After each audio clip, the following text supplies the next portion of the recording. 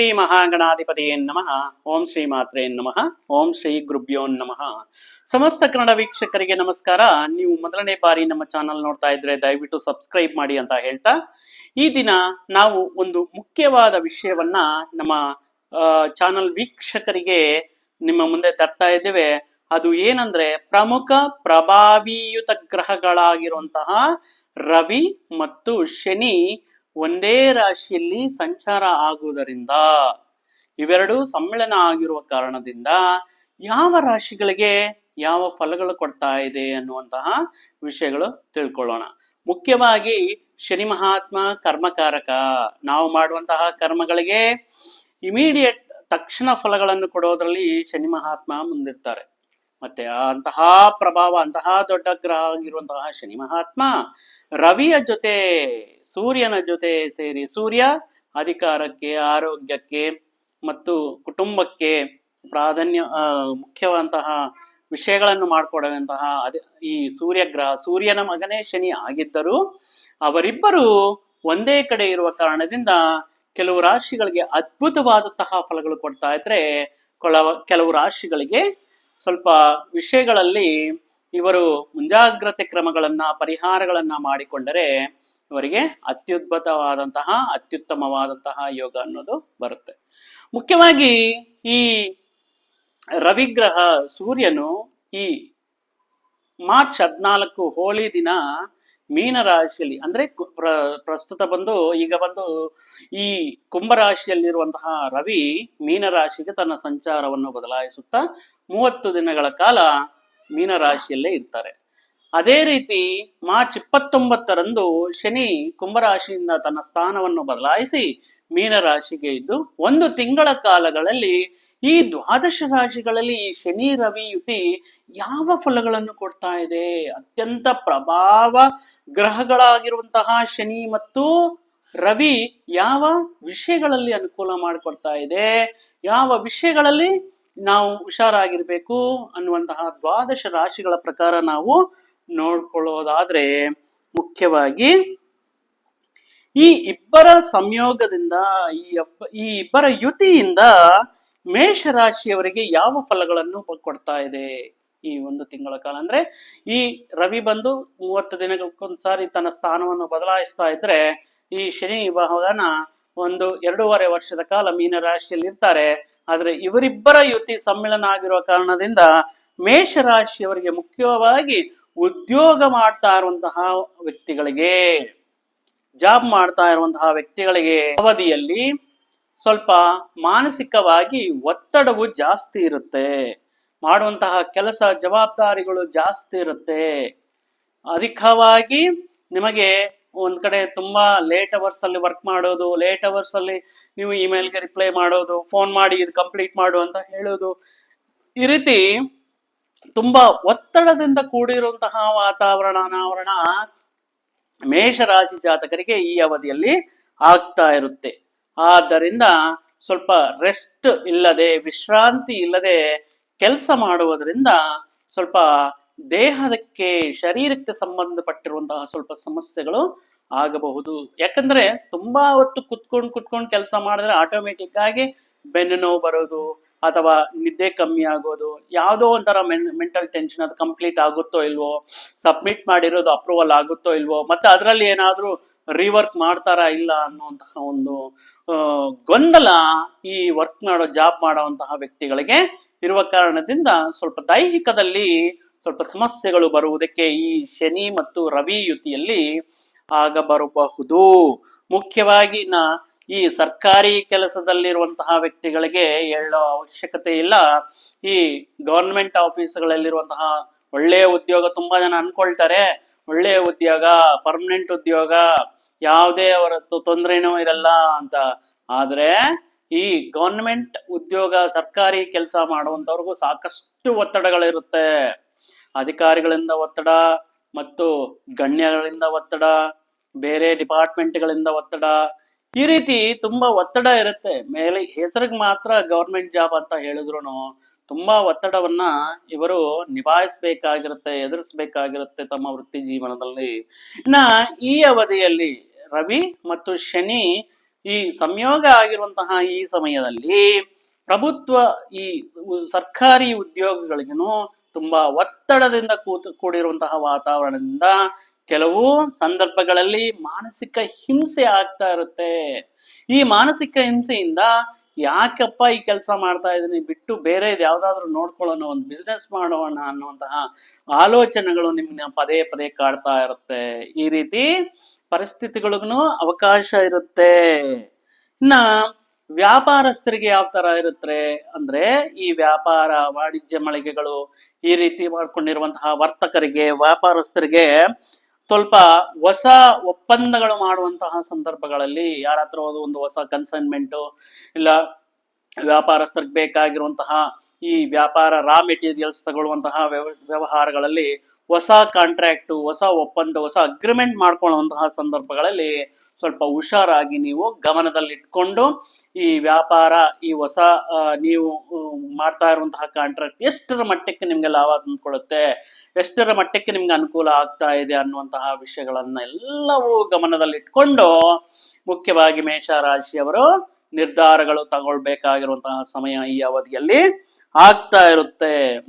ಈ ಅವಧಿಯಲ್ಲಿ ಒಂದು ತಿಂಗಳ ಕಾಲ ರವಿ ಶನಿ ಒಂದೇ ರಾಶಿಯಲ್ಲಿ ಇರುವಂತಹ ಕಾರಣದಿಂದ ನೀವು ಈ ಮೇಷರಾಶಿಯವರು ಮುಖ್ಯವಾಗಿ ಹೊಸದಾಗಿ ಇನ್ವೆಸ್ಟ್ಮೆಂಟ್ ಮಾಡೋದಾಗಿರ್ಲಿ, ಹೊಸದಾಗಿ ವ್ಯಾಪಾರವನ್ನು ವಿಸ್ತರಣೆ ಮಾಡ್ಬೇಕನ್ನೋದ್ರಾಗಿರ್ಲಿ, ಹೊಸದಾಗಿ ಯಾವ್ದಾದ್ರು ಹೂಡಿಕೆ ಮಾಡಬೇಕು ಅನ್ನುವಂತಹ ವಿಷಯಗಳಲ್ಲಾಗಿರ್ಲಿ ತುಂಬಾ ಹುಷಾರಾಗಿ ನಿರ್ಧಾರಗಳ ತಗೊಳ್ಳುವಂತಹ ಅವಶ್ಯಕತೆ ಈ ಅವಧಿಯಲ್ಲಿ ಇರುತ್ತೆ. ಮುಖ್ಯವಾಗಿ ನಷ್ಟ ಬರುವಂತಹ ಸಾಧ್ಯತೆ ಜಾಸ್ತಿ ಇರುತ್ತೆ. ಹೊಸ ಹೂಡಿಕೆಗಳಿಂದ, ಹೊಸ ಇನ್ವೆಸ್ಟ್ಮೆಂಟ್ ಇಂದ, ಹೊಸ ಇನ್ಫ್ರಾಸ್ಟ್ರಕ್ಚರ್ ಏನಾದ್ರು ಮಾಡಬೇಕು ಅನ್ನುವಂತಹ ವಿಷಯಗಳಲ್ಲಿ ಸ್ವಲ್ಪ ಅಧಿಕ ಮೊತ್ತದಲ್ಲಿ ಖರ್ಚುಗಳು, ವೆಚ್ಚಗಳು ಮತ್ತು ವ್ಯಯ ಆಗುವಂತಹ ಸಾಧ್ಯತೆ ಇರುತ್ತೆ. ಆ ಕಾರಣದಿಂದ ಸ್ವಲ್ಪ ಮಟ್ಟಿಗೆ ನಿಮಗೆ ಹಣಕಾಸಿನ ನಷ್ಟವು ಉಂಟಾಗುವುದಕ್ಕೆ, ಹಣಕಾಸಿನ ಪರವಾದ ಸ್ವಲ್ಪ ಸಾಲಗಳು ಮಾಡುವಂತಹ ಪರಿಸ್ಥಿತಿಗಳಿಗೆ ಕಾರಣವಾಗಬಹುದು. ಆ ಕಾರಣದಿಂದ ಸ್ವಲ್ಪ ಸಮಯದ ಕಾಲ ನೀವು ಈ ರೀತಿ ನಿರ್ಧಾರಗಳನ್ನ ಸ್ವಲ್ಪ ಪೋಸ್ಟ್ಪೋನ್ ಮಾಡಿದರೆ ನಿಮಗೆ ಅನುಕೂಲವಾಗಿರುತ್ತೆ. ಮುಖ್ಯವಾಗಿ ಸ್ವಲ್ಪ ಈ ಅವಧಿಯಲ್ಲಿ ಈ ಚೋರ ಭಯ ಅನ್ನೋದು ಕಾಣಿಸ್ತಾ ಇರುತ್ತೆ. ಕಳ್ತನವಾಗಿರುವಂತಹ ಮುಖ್ಯವಾದಂತಹ ಡಾಕ್ಯುಮೆಂಟ್ ಆಗಿರಲಿ, ಮುಖ್ಯವಾದಂತಹ ವಿಷಯಗಳಾಗಿರಲಿ, ಮುಖ್ಯವಾದಂತಹ ಡೇಟಾ ಆಗಿರಲಿ, ಈ ಫೋನ್ಗಳು, ಈ ಲ್ಯಾಪ್ಟಾಪ್ಗಳು, ಈ ರೀತಿ ಮುಖ್ಯವಾದಂತಹ ನಿಮ್ಮ ವ್ಯಾಪಾರ ಕೆರಿಯರ್ಗೆ ಸಂಬಂಧಪಟ್ಟಿರುವಂತಹ ವಸ್ತುಗಳಾಗಿರಲಿ ಸ್ವಲ್ಪ ಕಳ್ತನ ಆಗುವುದಕ್ಕೆ, ಇಲ್ಲ ನೀವೇ ಎಲ್ಲಾದ್ರೂ ಮರ್ತೋಗ್ಬಿಟ್ಟು ಬಂದ್ಬಿಡೋದಕ್ಕೆ ಕಾರಣವಾಗ್ತಾ ಇರುತ್ತೆ. ಈ ವಿಷಯದಲ್ಲಿ ನೀವು ತುಂಬಾ ಜಾಗರೂಕರಾಗಿರಬೇಕು ಈ ಅವಧಿಯಲ್ಲಿ. ಯಾವ ತರ ಧನ ನಷ್ಟ ಅಂದ್ರೆ, ಈಗ ನೋಡಿ ಸೈಬರ್ ಕ್ರೈಮ್ ತುಂಬಾ ಜಾಸ್ತಿ ಆಗ್ಬಿಟ್ಟಿದೆ. ಫೋನ್ಗಳು ಮಾಡಿ ನಾವು ಈ ಡಿಪಾರ್ಟ್ಮೆಂಟ್ಲಿಂದ ನೀವು ಇದನ್ನಿಟ್ಟಿದ್ದೀವಿ, ಅಥವಾ ನೀವು ಇಷ್ಟು ಅಮೌಂಟ್ ಇನ್ವೆಸ್ಟ್ ಮಾಡಿ ನಿಮಗೆ ಗಂಟೆ ಒಳಗಡೆ ನಿಮ್ಗೆ ಡಬಲ್ ಅಮೌಂಟ್ ವಾಪಸ್ ಬರುತ್ತೆ. ಒಂದು ಈ ಇದರಲ್ಲಿ ಟೆಲಿಗ್ರಾಮ್ಗಳ ಮುಖಾಂತರ ತುಂಬಾ ಸ್ಪ್ಯಾಮ್ಗಳು ಅನ್ನೋದು ಜಾಸ್ತಿ ಆಗ್ಬಿಟ್ಟದೆ.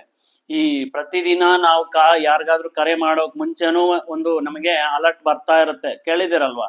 ಯಾವುದೇ ಪ್ರೈವೇಟ್ ಕನ್ವರ್ಸೇಷನ್ಗೆ ಆಗಿರ್ಲಿ, ಸೈಬರ್ ಕ್ರೈಮ್ ರಿಲೇಟೆಡ್ ಇನ್ಫಾರ್ಮೇಶನ್ ಯಾರಾದ್ರೂ ಅಂತ ಫೋನ್ ಮಾಡಿದ್ರೆ ನೀವು ರೆಸ್ಪಾಂಡ್ ಮಾಡಕ್ ಹೋಗ್ಬೇಡಿ. ಯಾವುದೇ ಅನಾವಶ್ಯಕವಾದಂತಹ ಲಿಂಕ್ಗಳು ವಾಟ್ಸಪ್ ಮುಖಾಂತರ, ಇನ್ನೊಂದು ಮುಖಾಂತರ ಇದ್ರ ಮೇಲೆ ಕ್ಲಿಕ್ ಮಾಡಿದ್ರೆ ನಿಮ್ಗೆ 50 ರೂಪಾಯಿ ಬರುತ್ತೆ, ಈ ಲಿಂಕ್ ಮೇಲೆ ಕ್ಲಿಕ್ ಮಾಡಿದ್ರೆ 100 ರೂಪೀಸ್ ಬರುತ್ತೆ ಅಂತ ಹೇಳ್ಬಿಟ್ಟು ಏಮಾರಿಸಿ ನಿಮ್ಮ ಈ ಅಕೌಂಟ್ ವಿವರಗಳು, ಬ್ಯಾಂಕ್ ವಿವರಗಳನ್ನ ಚೋರವಾಗುವುದಕ್ಕೆ ಅವಕಾಶ ಬರುತ್ತೆ. ಈ ವಿಷಯದ ಬಗ್ಗೆ ತುಂಬಾ ಜಾಗೃತರಾಗಿರಬೇಕು. ಯಾವುದೇ ವೈಯಕ್ತಿಕ ಹಣಕಾಸಿಗೆ ಸಂಬಂಧಪಟ್ಟಿರುವಂತಹ ಬ್ಯಾಂಕಿಂಗ್ ವಿವರಗಳನ್ನ ಯಾರ ಹತ್ರನೂ ಹಂಚ್ಕೊಳ್ಳೋಕ್ ಹೋಗ್ಬೇಡಿ. OTP ಬರುತ್ತೆ ಹೇಳಿ ಅಂತ ಹೇಳ್ತಾರೆ. ನಿಮ್ಮ ಬ್ಯಾಂಕ್ ಅಕೌಂಟ್ ನೀವಿಗೆ ಇನ್ಫಾರ್ಮೇಶನ್ ಕೊಡ್ತಿದ್ರೆ ನಿಮ್ಮ ಬ್ಯಾಂಕ್ ಅಕೌಂಟ್ ಫ್ರೀಜ್ ಆಗುತ್ತೆ, ಡೆಬಿಟ್ ಕಾರ್ಡ್ ಫ್ರೀಜ್ ಆಗುತ್ತೆ, ಬ್ಲಾಕ್ ಆಗುತ್ತೆ ಅಂತ ಏನೇನೋ ಹೇಳ್ತಾ ಇರ್ತಾರೆ. ಪಾಪ ಅಮಾಯಕ ಮುಗ್ಧರು ಅವ್ರು ಹೇಳ್ದಂಗೆ ಹೇಳಿ ಸಾಕಷ್ಟು ಜನ ಹಣಕಾಸಿನ ನಷ್ಟ ಮಾಡ್ಕೊಂಡಿದ್ದಾರೆ. ಆ ವಿಷಯದಿಂದ ಸ್ವಲ್ಪ ಈ ವಿಷಯಗಳಲ್ಲಿ ಮೇಷರಾಶಿಯವರು ತುಂಬಾ ಹುಷಾರಾಗಿರ್ಬೇಕು.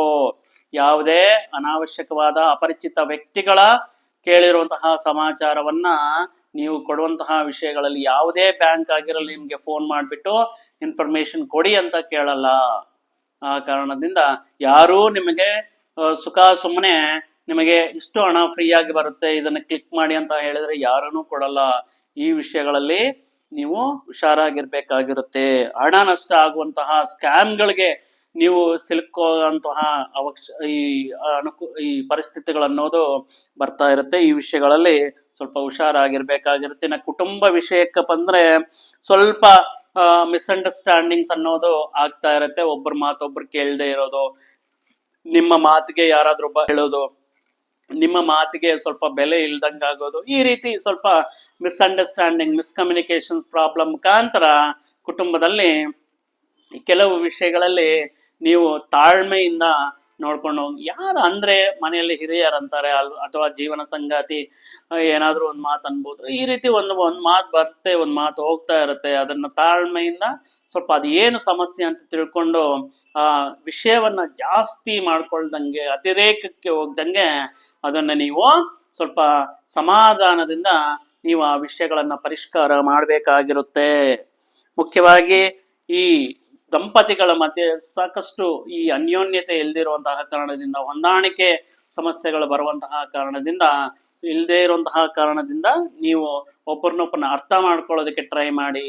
ಮಾತಿನ ಬರದಲ್ಲಿ ಏನೋ ಒಂದು ಮಾತಾಡ್ಬಿಡ್ತೀರಾ, ನೀವು ಮಾತಾಡ್ಬಿಟ್ಟು ನಿಮ್ಮ ಕೆಲಸದಲ್ಲಿ ಬಿಜಿ ಆಗ್ತೀರಾ. ಆದ್ರೆ ಅದನ್ನು ಕೇಳಿಸ್ಕೊಂಡಿರುವ ಸಂಗಾತಿ ತುಂಬಾ ಹೊತ್ತು ಮಾತಿನ ಬಗ್ಗೆ ಯೋಚನೆ ಮಾಡುತ್ತಾ ಅದರ ಬಗ್ಗೆ ತುಂಬಾ ಆತಂಕಕ್ಕೆ ಒಳಗಾಗುವಂತಹ, ಮತ್ತೆ ನಿಮಗೆ ಕೂಡ ಮಾನಸಿಕವಾಗಿ ಆತಂಕಕ್ಕೆ ಒಳಗಾಗುವಂತಹ ಸಾಧ್ಯತೆಗಳಿರುತ್ತೆ. ಈ ಅವಶ್ಯಕತೆ ಈ ಅವಧಿಯಲ್ಲಿ ಇರುತ್ತೆ.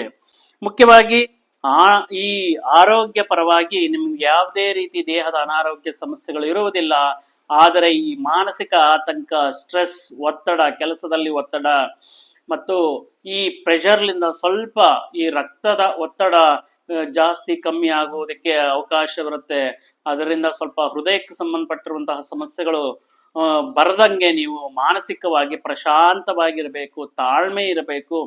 ಮಾನಸಿಕ ಪ್ರಶಾಂತತೆಗೋಸ್ಕರ ಧ್ಯಾನ, ಜಪ ಮಾಡುವುದರಿಂದ, ಯೋಗ ಮಾಡುವುದರಿಂದ, ದೈಹಿಕ ವ್ಯಾಯಾಮವನ್ನು ಮಾಡುವುದರಿಂದ, ಮುಖ್ಯವಾಗಿ ವಿಶ್ರಾಂತಿ, ಟೈಮ್ಗೆ ವಿತಿನ್ ಟೈಮ್ಗೆ ಮಲ್ಕೊಳ್ಳೋದು, ಬೇಗ ಎದ್ದೊಳೋದು, ಬೇಗ ಎದ್ದೊಳ್ಬಿಟ್ಟು ಎದ್ದ ತಕ್ಷಣ ಸ್ವಲ್ಪ ದೈಹಿಕ ವ್ಯಾಯಾಮವನ್ನು ಮಾಡ್ಕೊಳ್ಳೋದು, ಮೆಡಿಟೇಷನ್ ಮಾಡೋದು, ಈ ರೀತಿ ವಿಷಯಗಳಿಂದ ನೀವು ಮಾನಸಿಕ ಒತ್ತಡವನ್ನ, ಮಾನಸಿಕ ಆತಂಕವನ್ನ ಜಯಿಸಬಹುದು ಅಂತ ಹೇಳ್ತಾ, ಈ ಮೇಷರಾಶಿಯವರು ಈ ಅವಧಿಯಲ್ಲಿ ಮಾಡ್ಕೊಳ್ಳುವಂತ ಪರಿಹಾರಗಳು ನೋಡಿದ್ರೆ, ಆಂಜನೇಯ ಸ್ವಾಮಿಗೆ, ಈ ಶನಿಗೆ ಅನುಕೂಲವಾಗಿರುವಂತಹ, ಶನಿ ಒಳ್ಳೇದು ಮಾಡ್ಬೇಕು ಅಂದ್ರೆ, ಶನಿ ಅನುಗ್ರಹ ಪಡೆಯಬೇಕು ಅಂದ್ರೆ ಮೇಷರಾಶಿಯವರು ಆಂಜನೇಯ ಸ್ವಾಮಿಯವರ ಆರಾಧನೆ ಮಾಡುವುದು. ಪ್ರತಿ ಶನಿವಾರ ಆಂಜನೇಯ ಸ್ವಾಮಿಗೆ ವೀಳ್ಯದೆಲೆಯ ಮಾಲೆಯನ್ನು ಸಮರ್ಪಣೆ ಮಾಡುವುದರಿಂದ ನಿಮಗೆ, ಮತ್ತು ಸಿಂಧೂರದಿಂದ ನೀವು ಆಂಜನೇಯ ಸ್ವಾಮಿಗೆ ಅರ್ಚನೆ ಮಾಡಿಸೋದ್ರಿಂದ ಮತ್ತು ಒಂದು 5 ಪ್ರದಕ್ಷಿಣೆಗಳು ಮಾಡೋದ್ರಿಂದ ನಿಮಗೆ ಸಾಕಷ್ಟು ಈ ಶನಿ ಮಹಾತ್ಮ ಅನುಕೂಲ ಫಲಗಳನ್ನು ಕೊಡ್ತಾ ಇರ್ತಾರೆ. ಮುಖ್ಯವಾಗಿ ರವಿಗೆ ಸಂಬಂಧಪಟ್ಟಿರುವಂತಹ ಪ್ರತಿದಿನ ಈ ಸೂರ್ಯೋದಯ ನಂತರ ಸೂರ್ಯನಿಗೆ ಅರ್ಘ್ಯ ಬಿಡೋದು, ಸೂರ್ಯ ಜಪ ಮಾಡೋದು, ಸೂರ್ಯ ನಮಸ್ಕಾರಗಳು ಮಾಡೋದು, ಈ ರೀತಿ ಮಾಡೋದ್ರಿಂದ ನೀವು ಸಾಕಷ್ಟು ಕೆಲವು ಉಪಶಮನ ಅನ್ನೋದು ಈ ಅವಧಿಯಲ್ಲಿ ನಿಮಗೆ ಸಿಗುತ್ತೆ. ಪ್ರತಿನಿತ್ಯ ನಿಮ್ಮ ಒಂದು ಸ್ಮಾಲ್ ಪ್ಯಾಕೆಟ್ ಅಲ್ಲಿ ಸಿಗ್ತಾ ಇದೆ. ಹನುಮಾನ್ ಚಾಲೀಸ ಇರುತ್ತೆ, ಸಾಧ್ಯವಾದಷ್ಟು ಹನುಮಾನ್ ಚಾಲೀಸ ಪಠನೆ ಮಾಡ್ತಾ ಇರಿ. ಮತ್ತು ಸೋಮವಾರದಂದು ಶಿವನಿಗೆ ಅರ್ಚನೆ ಮಾಡಿಸೋದು, ಅಭಿಷೇಕ ಮಾಡಿಸೋದ್ರಿಂದ ಈ ಶನಿ ಮತ್ತು ರವಿಯ ಸಂಯೋಗದಿಂದ ಆಗ್ತಾ ಇರುವಂತಹ ಪರಿಣಾಮಗಳನ್ನ ಒಂದಷ್ಟು ಮಟ್ಟಿಗೆ ನೀವು ನಿಭಾಯಿಸಬಹುದು. ಇದರಲ್ಲಿ ಪರಿಹಾರಗಳನ್ನ ಸುಲಭ ಸರಳವಾದಂತಹ ವಿಷಯಗಳಿಂದ ನೀವು ಉನ್ನತ ಮತ್ತು ಈ ನೆಮ್ಮದಿಯಿಂದ ನಿಮ್ಮ ಜೀವನವನ್ನು ಈ ಅವಧಿಯಲ್ಲಿ ಸಾಗಿಸಬಹುದು ಅಂತ ಹೇಳ್ತಾ, ಈ ಮೇಷರಾಶಿಯವರಿಗೆ ಈ ಶ್ರೀಮನ್ನಾರಾಯಣನ ಪರಮೇಶ್ವರನ ಅನುಗ್ರಹವಿರಲಿ ಅಂತ ಭಾವಿಸುತ್ತಾ, ಮತ್ತೊಂದು ವಿಡಿಯೋ ಜೊತೆಗೆ, ಮತ್ತೊಂದು ಆಸಕ್ತಿಕರ ವಿಷಯದ ಜೊತೆಗೆ ನಿಮ್ಮ ಮುಂದೆ ಬರ್ತೀನಿ. ಅಲ್ಲಿಯವರೆಗೂ ಸರ್ವೇ ಜನ ಸುಖಿನೋ ಭವಂತು, ಸಮಸ್ತ ಸನ್ಮಂಗಳಾನಿ ಭವಂತು. ಜೈ ಶ್ರೀರಾಮ್.